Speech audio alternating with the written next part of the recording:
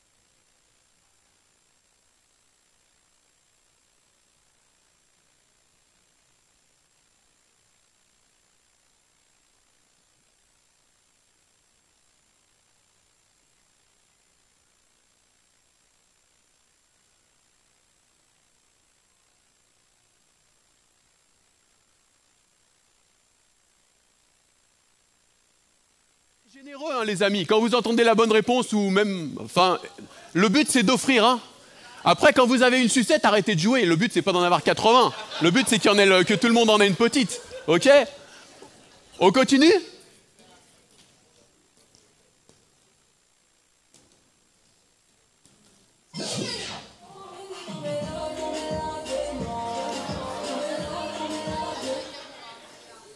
Voilà. Aya Nakamura, tac, on continue.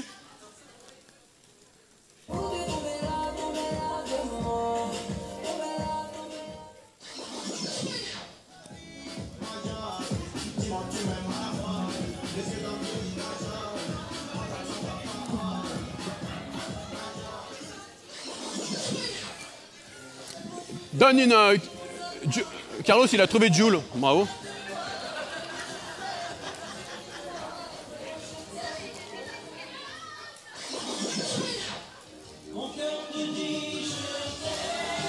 T'as pas du kitsch là? Frédéric François, voilà. Elle a trouvé. Là, il y a eu des bonnes réponses au premier rang. Il y en a encore ou c'est fini là?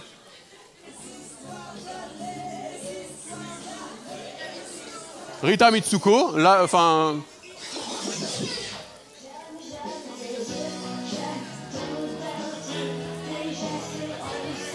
Axel Red, là au milieu, sur les côtés.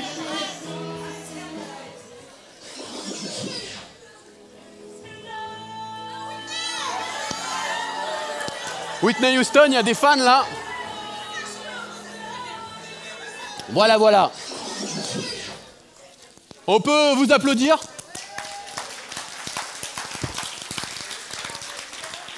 C'était la fin de votre quiz, Donc il y a eu plein de bonnes réponses. J'espère que vous avez tous, sinon il y en aura encore à la fin, que vous avez tous un petit peu de sucre. Donc vous pouvez la manger comme ça ne me pose aucun problème.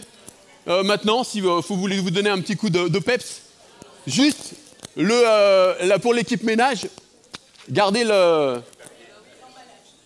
Oui, bah offrez-en les amis. Déchargez-vous les poches. Voilà. Juste gardez l'emballage dans la poche, ne le jetez pas par terre, c'est tout. Donc, il y en a peut-être qui ont été dérangés.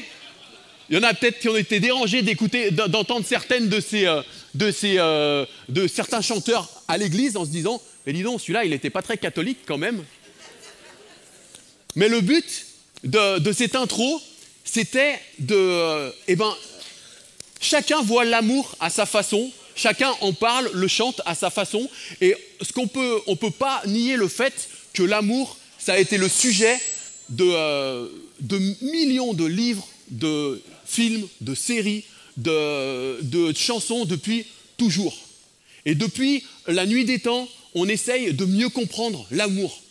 Depuis Platon dans le banquet, dès l'Antiquité, ils essayaient de philosopher, de trouver les bons mots, les bons termes pour définir l'attachement, l'amitié, l'amour. Et demain, lundi soir sur M6, il va encore avoir un autre philosophe qui va en parler dans L'amour et dans le pré, qui s'appelle Karine Le Marchand ou Marchand, un truc comme ça. Et à chaque fois, la fille, elle essaye de détecter, tu vois, d'apprendre à des paysans les mystères de l'amour en couple. Et en fait, voilà, et émission après émission, la pauvre, elle voit que c'est beaucoup plus compliqué de faire marcher un couple que de faire marcher un tracteur. Mais la vérité, c'est qu'on a tous besoin d'amour, les amis. Même le dernier des machos qui jure à qui veut l'entendre qu'il a besoin de personne en Harley Davidson, un jour, ça a été un petit bébé avec des fesses roses qui avait juste besoin des câlins de sa maman. Et du jour de notre naissance jusqu'à la tombe, on a besoin d'amour, on a besoin d'affection. On est des êtres relationnels. Dieu, c'est un être relationnel. Dieu est amour et il nous a créés à son image. Et on n'est pas des robots. On est créés pour avoir des relations, on est des êtres relationnels. On est créés pour recevoir et pour donner de l'amour. On n'est pas des machines. Et c'est le thème central de la Bible aussi. On parle beaucoup de relations, on parle beaucoup d'amour dans la Bible. Ceux qui ne connaissent pas bien la Bible, ils pensent que c'est un livre où il y a beaucoup de règles. Fais pas ci, fais pas ça. Mais il y a une loi qui est au-dessus de toutes les lois dans la Bible. Parce que c'est vrai que dans l'Ancien Testament, Dieu, il donne des lois à son peuple, Israël. Il donne les 10 commandements. Ah, tu ne tueras pas, tu ne commettras pas l'adultère, etc. Il leur donne des directives pour qu'ils apprennent à vivre ensemble, à se respecter les uns les autres. Mais au-dessus du respect, il y a la loi de l'amour qui est primordiale, qui est au-dessus de toutes les lois. Parce qu'une loi, même toutes les lois, elles peuvent empêcher un mari de taper sa femme, par exemple, mais elle ne peut pas le forcer à l'aimer. Et la loi de l'amour, elle est au-dessus de toutes les lois. Il est dit que la plus grande des lois, c'est « tu aimeras ton Dieu de tout ton cœur, de toute ta force et de toute ta pensée ». Et la loi, et il y a une autre loi qui lui est semblable, c'est « tu aimeras ton prochain comme toi-même ». Tu aimeras ton voisin comme toi-même. Et si on fait ces choses-là, alors on obéit à toute la loi. Il n'y a pas de problème. Si notre but, c'est d'aimer l'autre, c'est d'aimer Dieu, alors là, il va nous apprendre à aimer vraiment, en vérité. Et du coup, Ce matin, le message il va être un peu fondé sur un livre qui s'appelle Les 5 langages de l'amour, de Gary Chapman. Il y en a beaucoup qui doivent le connaître, mais si vous ne le connaissez pas, ça va être une bonne découverte. Sinon, ça va être un bon rappel. Donc ça va être bon pour tout le monde. Il y a des trucs à prendre pour tout le monde ce matin. Gary Chapman, c'est un psychologue, un conseiller conjugal chrétien, mais son livre, c'était tellement quelque chose de pratique et de vrai, de facile à mettre en pratique dans la vie de tous les jours, que ça, il a fait un carton au-delà de nos églises. Vraiment, c'était un best-seller mondial. Et donc, pour parler des langages de l'amour, il parle du fait qu'on est tous différents et on exprime tous nos sentiments, nos émotions de manière différente. Et du coup, il commence par parler d'une chose simple en disant « on a tous un espèce de réservoir émotionnel ». On a tous, notre réservoir émotionnel, c'est une capacité à donner et à recevoir de l'affection, de l'amour, et pas forcément dans le couple, même dans nos relations amicales, même au travail, même on a besoin de se sentir, de se sentir apprécié, de se sentir respecté et d'avoir des relations positives, apaisées avec les autres. Et on a tous un réservoir émotionnel, et en fonction de la famille où tu es né, quand on était enfant, si on a reçu l'amour, l'affection dont on avait besoin, un enfant qui se sent aimé pour qui il est, qui se sent accepté, qui se sent désiré, eh ben, il va avoir son réservoir émotionnel bien rempli, et il va pouvoir grandir, s'épanouir de façon saine, il va pouvoir développer un langage de l'amour pour communiquer avec les autres qui correspond à sa personnalité. Et après, il va pouvoir même en apprendre d'autres, parce qu'il y en a 5. Et en même temps, il n'y a pas de fatalité.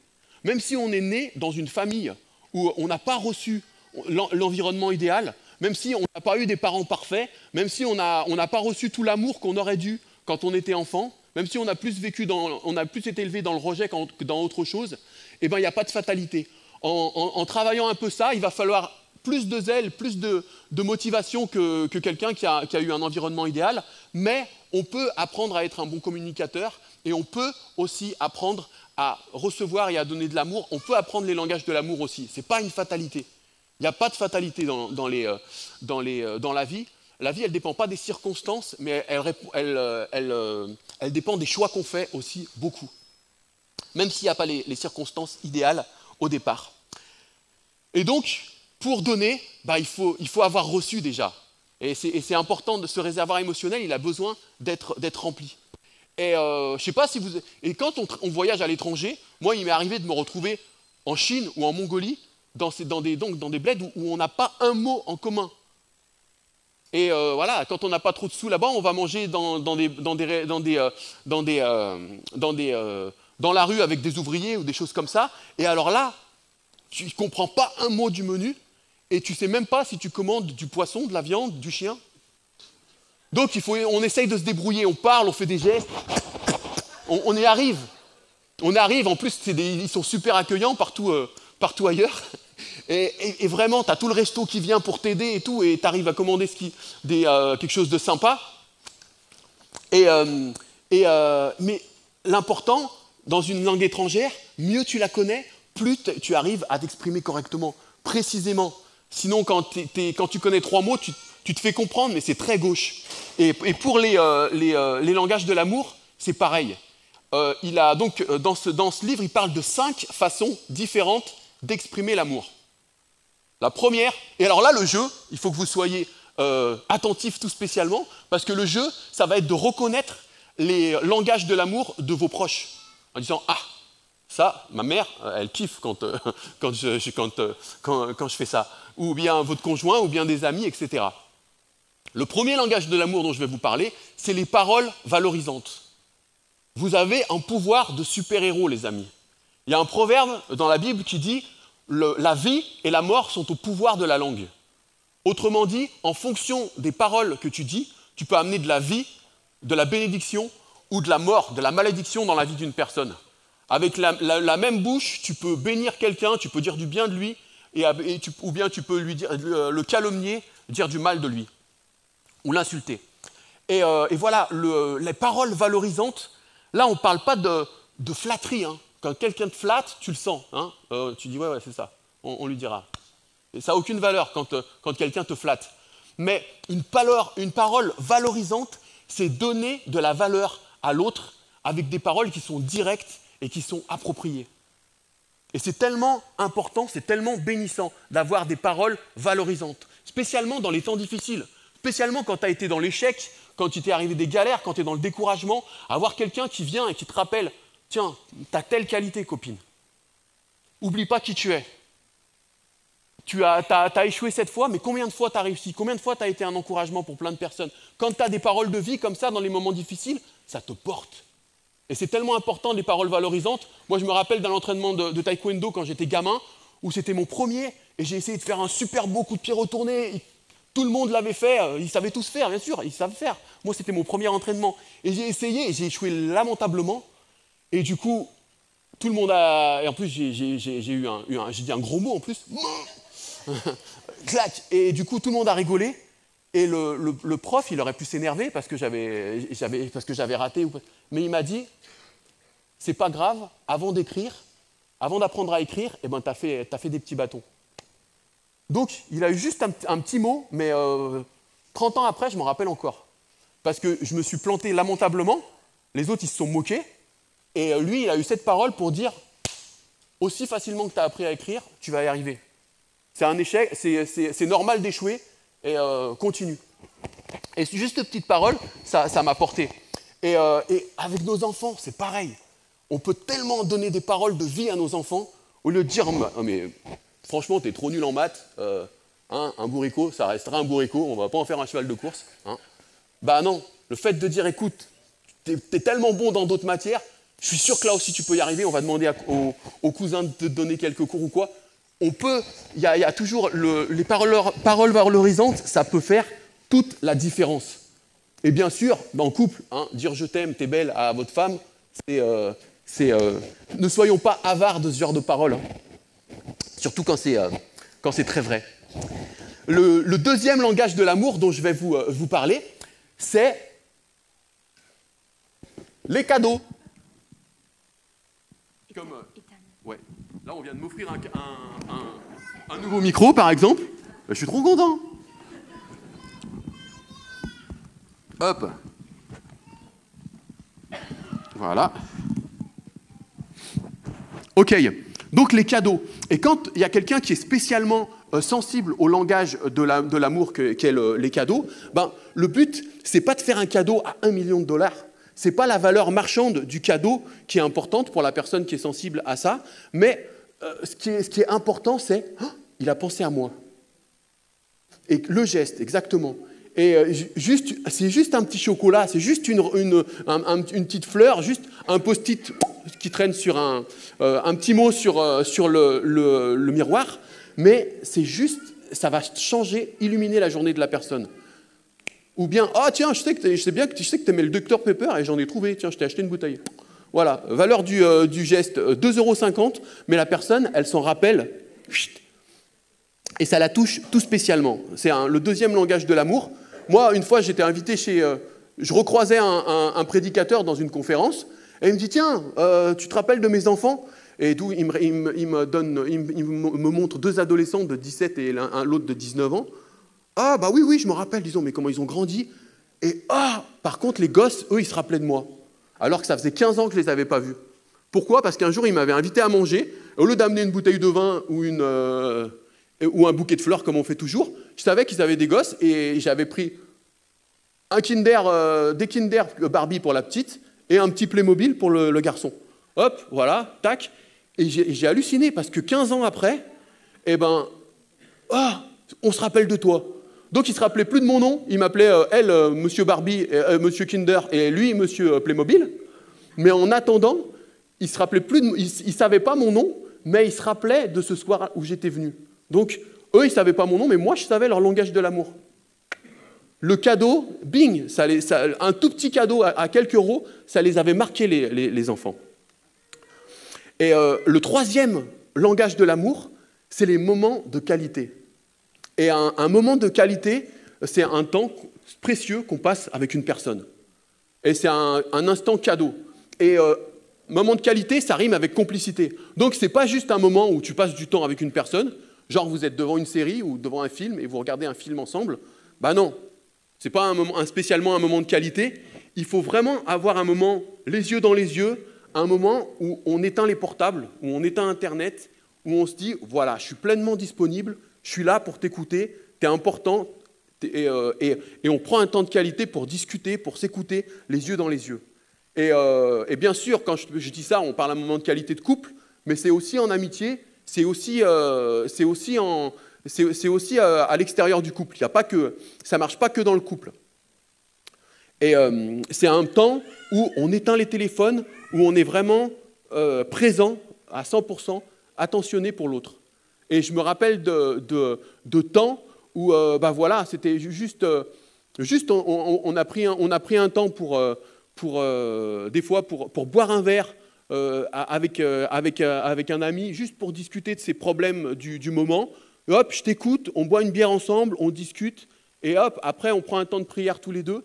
Et je me rappelle des années plus tard, où nous on avait complètement, et où la personne elle te dit, mais tu te rappelles de ce moment-là? Eh ben, 5 ans après, elle s'en rappelle encore, et ce temps de prière qu'on a eu, ça a débloqué quelque chose, et ça a tout changé dans les problèmes et les épreuves qui traversaient à ce moment-là. Juste un moment de qualité, aussi bien en amitié qu'en amour, c'est tellement important, et même avec les enfants. Moi, souvent, mes enfants, ils me rentrent dans l'art, ils me remettent en question, mais lâche ton portable, lâche ton iPad, viens jouer avec nous là un peu. Et aïe, je me sens repris. Et ouais, parce que maintenant, on est tellement connectés qu'on peut répondre à un message à n'importe quel moment, tout le temps, et c'est bien d'avoir des temps de qualité avec ceux qu'on aime. Votre employeur, eh ben, si la semaine prochaine vous mourrez, eh ben, il va mettre une annonce, il va trouver quelqu'un pour vous remplacer dans la semaine qui suit. Mais vos enfants, votre femme, un papa, eh ben, on n'en a qu'un. Un mari, on en a qu'un. Et du coup, c'est tellement important de savoir, de penser à ces choses-là et d'investir notre temps là où c'est vraiment, vraiment important. Un des autres langages de l'amour, c'est aussi le toucher physique. Le corps, c'est vraiment un outil pour communiquer de l'affection. Et en fonction des cultures, eh ben, on se salue tous différemment. Par exemple, il y a le hug américain, bing, bing, bing, où on se tapote dans le dos.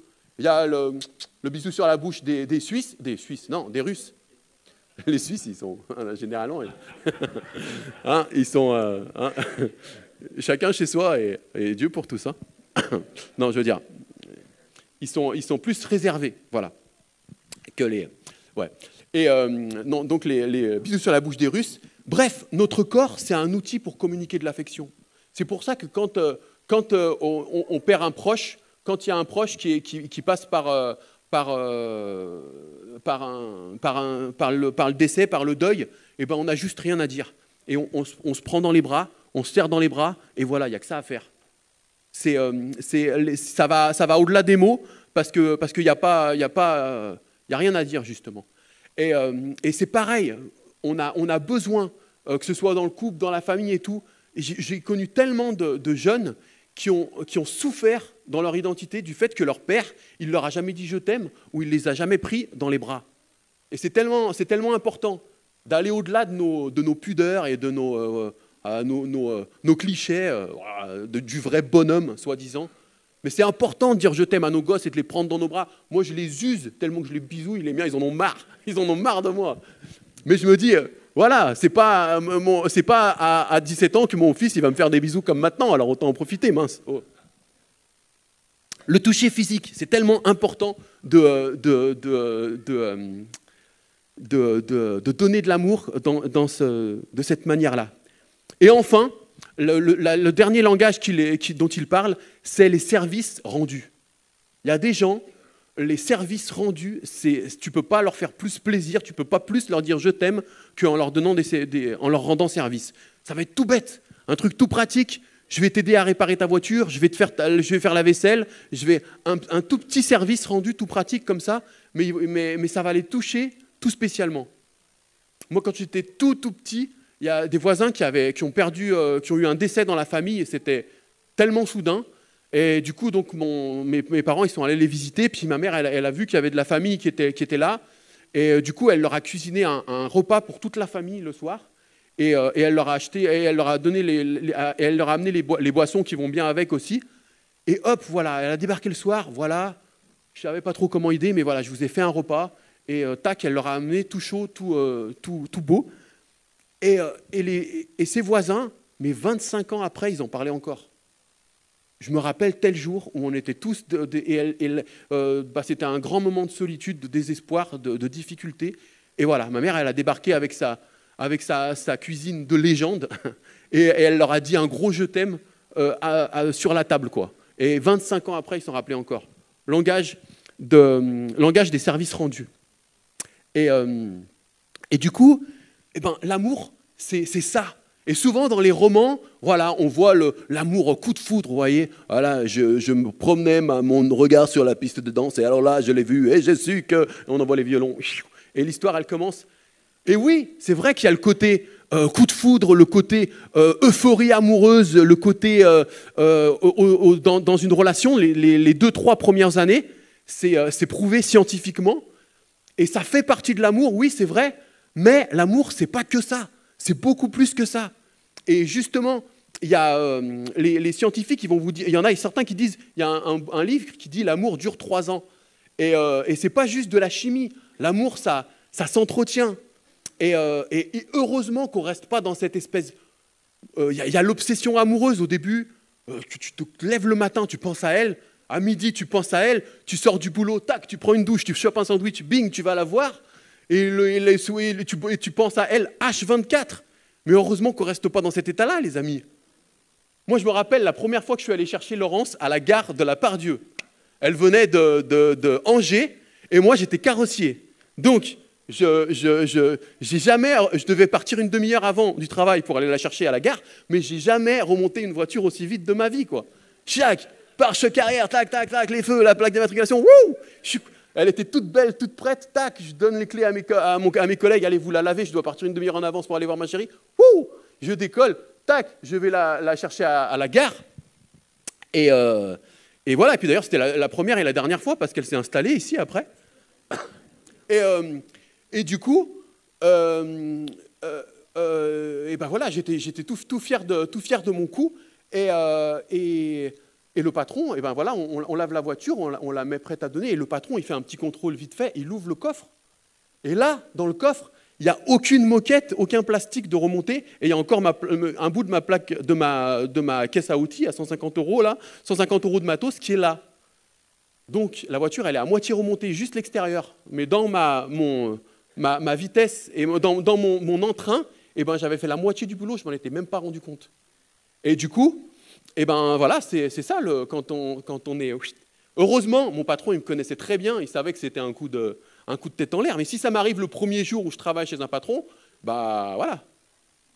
Bonne fin de journée, monsieur. Donc, c'est bien d'être amoureux, mais c'est bien d'avoir du travail quand même. Ça aide dans le couple. Et heureusement que cette euphorie amoureuse comme ça, où on a que l'autre dans la tête, ça ne dure pas tout le long.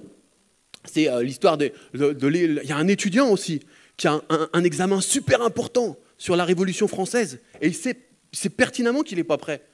Mais il y a sa fiancée Kimberley, c'est juste le lendemain, il y a sa fiancée Kimberley qui l'invite à aller la voir juste ce soir-là. À votre avis, qui c'est qui va être le plus attractif? Kimberley ou Louis XVI? Vous avez compris? Et oui, il y a ce coup de foudre, il y a cette euphorie amoureuse qui est là, et en même temps, après, il y a la vie de couple. Et la vie de couple, quand on commence à vivre ensemble, alors là, on apprend à connaître la personne. Et c'est la jungle. Il y a des conflits. Dans la vie de couple, les cintres, ils n'aiment pas les blousons. Les chaussures, elles ne sautent pas dans le meuble Ikea direct en rentrant. Il y a toujours des éclaboussures sur le miroir. Il y a toujours des cheveux dans la baignoire. Et voilà, les chaussettes, elles s'égarent sous le lit au lieu de trouver le chemin du panier à linge, vous voyez, plein d'aventures comme ça. Et puis, du coup, au début, on voulait tout faire pour l'autre, tout donner pour l'autre, et c'était facile. On était altruiste à fond. Et puis là, il y a quand même des petites préoccupations qui reviennent. Le gars, il veut quand même s'acheter une voiture neuve, et la fille, elle dit, mais c'est absolument pas la priorité, quand même. Et la fille, elle a envie d'aller, il y a un week-end de 4 jours, et ben on va aller le passer chez mes parents. Et le gars, un week-end d'une après-midi chez tes parents, ça suffit. Et comme ça, et ben, il y a toutes les, les aspirations perso qui ressortent. Et c'est tellement important de reprendre du recul et de se réapprendre à s'aimer, justement. Et ces langages de l'amour, ils sont tellement, c'est un b.a.-ba, mais c'est tellement important d'apprendre à connaître l'autre et de se rappeler comment il fonctionne. Et Gary Chapman, justement, en tant que thérapeute de couple et psychologue, il a vu tellement de conflits, que ce soit dans des familles ou que ce soit dans des couples, où en fait, c'était juste des histoires de langage. Les personnes, elles s'aimaient, mais ça ne fonctionnait pas. Pourquoi ? Parce qu'elles ne parlaient pas la même langue. Il y en avait un qui l'aimait en turc et l'autre, il l'aimait en norvégien. Il y avait un gars qui disait « Mais j'aime ma femme, moi. Regardez, je bosse jour et nuit, je fais des heures sup pour qu'on soit dans l'opulence, qu'on ne manque de rien à la maison. Je lui fais des beaux cadeaux. » Oui, mais la femme, ce n'était pas son langage de l'amour, les beaux cadeaux. Elle, ce qui était important pour elle, c'était les moments de qualité. Et elle voulait avoir un mari qui était plus présent, qui était là, qui était plus à l'écoute. Et même si elle aurait préféré avoir un peu moins de cadeaux et un peu plus de temps de qualité, un peu plus d'échanges. Elle n'était pas matérialiste, elle était plus sentimentale, émotionnelle.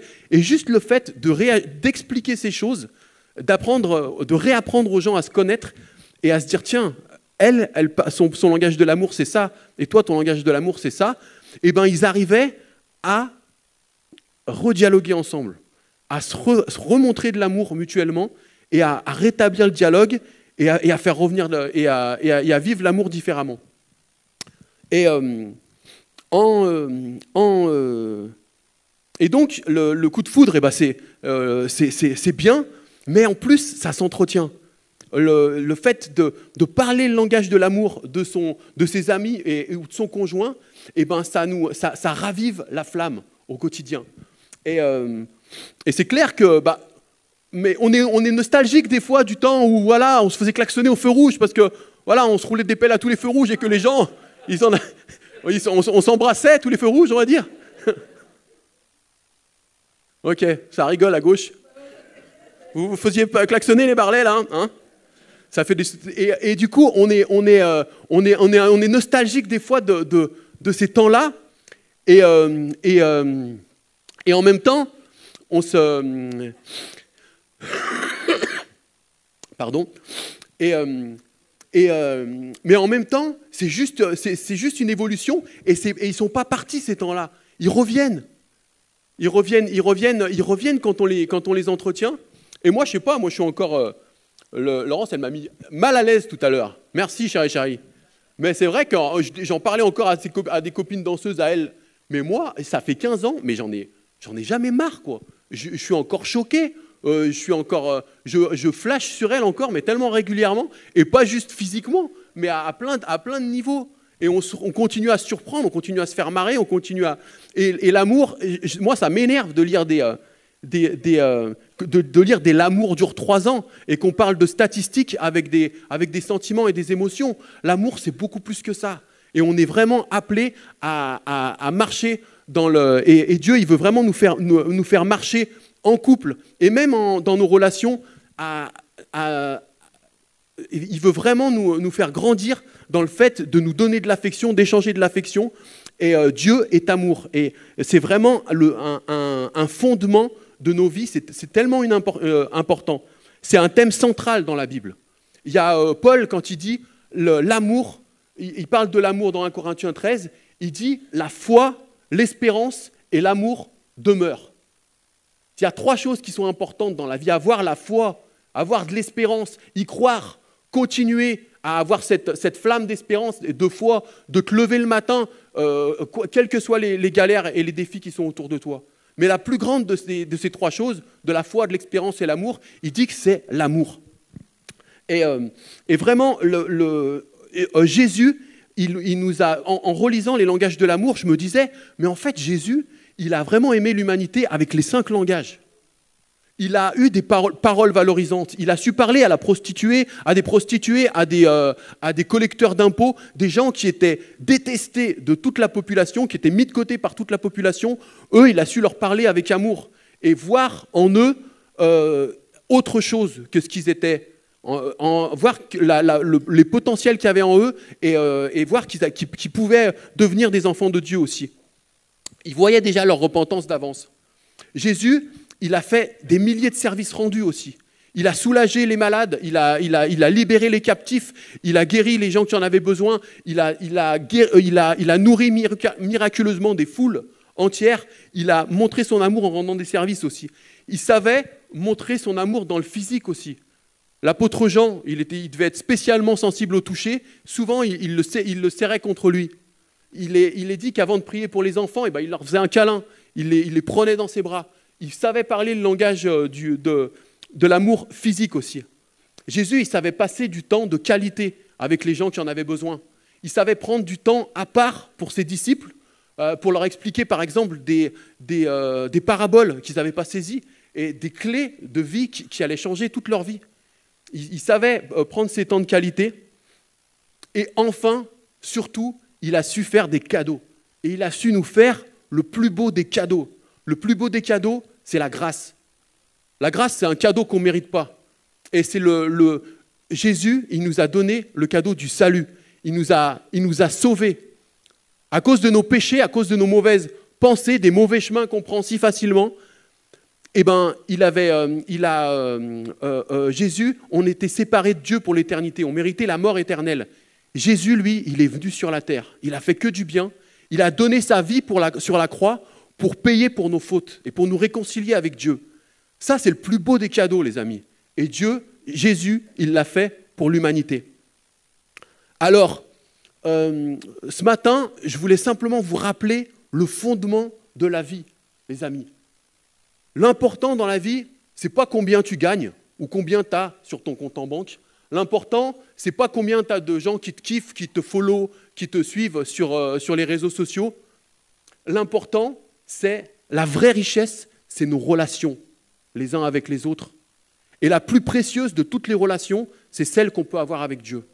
Et j'ai envie de te poser une question ce matin. C'est quoi ta relation avec Dieu? C'est quoi ta relation avec Jésus? Si tu devais te rappeler d'un seul mot ce matin, d'un seul nom, je t'invite à te rappeler du nom de Jésus, justement. Parce que le parent parfait, il n'existe pas. On n'a pas eu des parents parfaits, qui qu'on soit. Le conjoint parfait, l'homme ou la femme parfaite, elle n'existe pas. Et toi-même, moi-même, on ne sera jamais un conjoint parfait, on ne sera jamais un parent parfait ou un fils parfait si on est trop jeune. Mais par contre, Jésus, Dieu, c'est l'amour parfait. Dieu, c'est celui qui peut remplir notre réservoir émotionnel parfaitement, qui peut nous apprendre à aimer parfaitement et à équilibrer toutes nos relations dans tous les domaines de nos vies. Il veut nous apprendre à aimer dans notre couple, dans notre famille, en amitié, dans notre église, dans notre travail, dans notre club de sport. Il a des choses à dire et il veut influencer tous les domaines de notre vie. Alors, je voulais simplement moi, je vais vous dire, en préparant ce message, j'en ai pris pour mon grade aussi. Je ne suis pas en train de vous faire la leçon. Je me dis, il y a tellement de points qu'on doit à travailler. Mais avec la grâce de Dieu, on va y arriver, les amis. Si vous voulez, on va juste finir par la prière. Seigneur, tu vois ce que tu m'as mis à cœur ce matin et tu connais exactement ce qu'on est en train de traverser, les défis qui sont les nôtres, que ce soit avec nos enfants, que ce soit avec nos amis, que ce soit dans nos couples et partout. Je te prie vraiment de venir nous aider dans nos relations. Toi, tu nous as créés comme des êtres relationnels et pour que ce soit une bénédiction et pas une malédiction. Et je te prie vraiment de continuer à nous rapprocher de ton cœur, à nous apprendre à mieux aimer. Et on veut vraiment te demander encore, Saint-Esprit, de venir toucher nos cœurs, de venir nous parler ce matin et de continuer toute cette semaine. Mais on veut s'approcher de toi encore ce matin. Et je te prie de continuer à parler à chacun des cœurs beaucoup mieux que je l'ai fait ce matin pour continuer nous faire grandir et nous faire avancer sur le chemin de l'amour. Amen. Amen, amen. Je vais faire un petit peu de place. Parce que on parle d'amour ce matin. Et il y a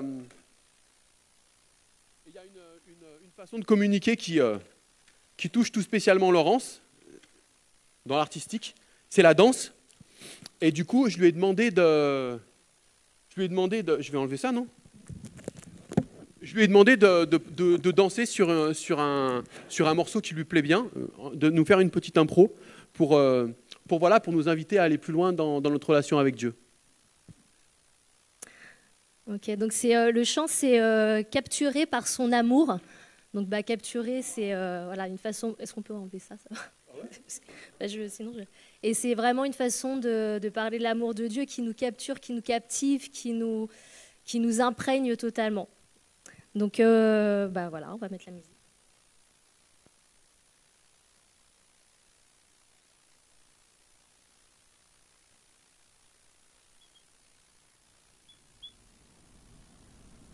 Vide de toi, vide de tout, désemparé, je t'ai cherché partout.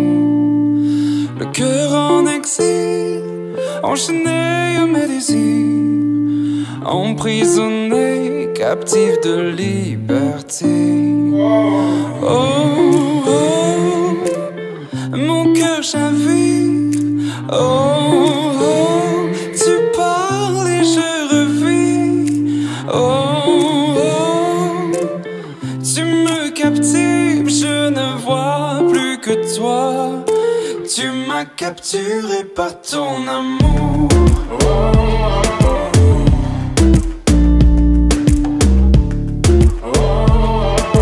Tu m'as capturé par ton amour. Je ne vois plus que toi. Tu m'as capturé par ton amour. Amour sans fin, sans condition. Amour sans faille à perdre la raison. Tu m'as paru quand je ne t'attendais plus. Hypnotisé, je craignais l'illusion. Oh, oh, mon cœur chavire. Oh, oh, tu parles et je revis. Oh, oh, tu me captives, je ne vois plus que toi. Tu m'as capturé par ton amour.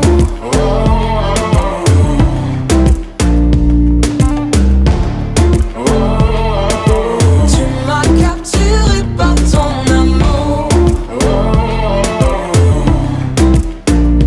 Je ne vois plus que toi. Tu m'as capturé par ton amour.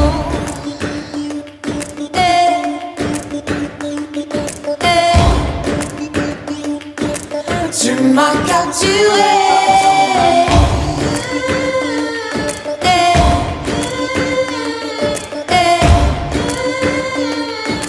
Tu m'as capturé. Oh, oh, mon cœur chavire. Oh, oh, tu parles et je revis. Oh, oh, tu me captives, je ne vois plus que toi. Tu m'as capturé par ton amour.